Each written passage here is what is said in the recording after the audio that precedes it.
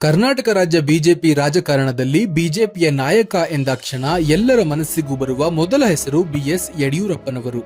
ಭಾರತದ ದಕ್ಷಿಣ ಭಾಗದಲ್ಲಿ ಬಿಜೆಪಿಯಲ್ಲಿ ಕಮಲ ಅರಳಿದ್ದು ಕರ್ನಾಟಕದಿಂದಲೇ ಅನ್ನುವುದು ಇತಿಹಾಸ. ಅದಕ್ಕೆ ಮುಖ್ಯ ಕಾರಣ ಯಡಿಯೂರಪ್ಪನವರು ಎನ್ನುವುದು ಎಲ್ಲರಿಗೂ ತಿಳಿದಿದೆ. ಯಡಿಯೂರಪ್ಪ ಅವರ ಹೋರಾಟದ ಬಗ್ಗೆ ತಿಳಿಯಬೇಕಾದರೆ ನಾವು 2004ರ ನಂತರದ ಚುನಾವಣೆಯ ವಿಚಾರಗಳ ಬಗ್ಗೆ ತಿಳಿಯಲೇಬೇಕು.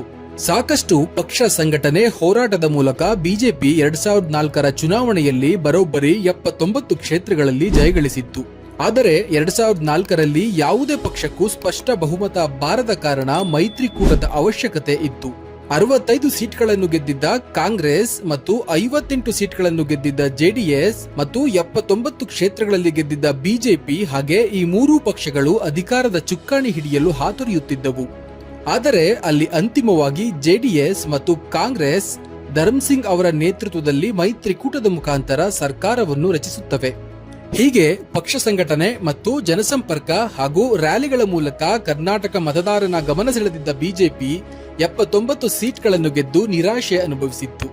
ಆದರೆ ಕೆಲವೊಮ್ಮೆ ನಾವು ಶ್ರಮದಿಂದ ಕೆಲಸವನ್ನು ನಿರ್ವಹಿಸಿದಾಗ ಕೆಲವೊಂದು ಬಾರಿ ಅಚಾನಕ್ಕಾಗಿ ಅದೃಷ್ಟವೆಂಬುದು ನಮ್ಮ ಕಡೆ ವಾಲುತ್ತದೆ ಎನ್ನುವುದಕ್ಕೆ ಇದೊಂದು ಸ್ಪಷ್ಟ ಉದಾಹರಣೆ.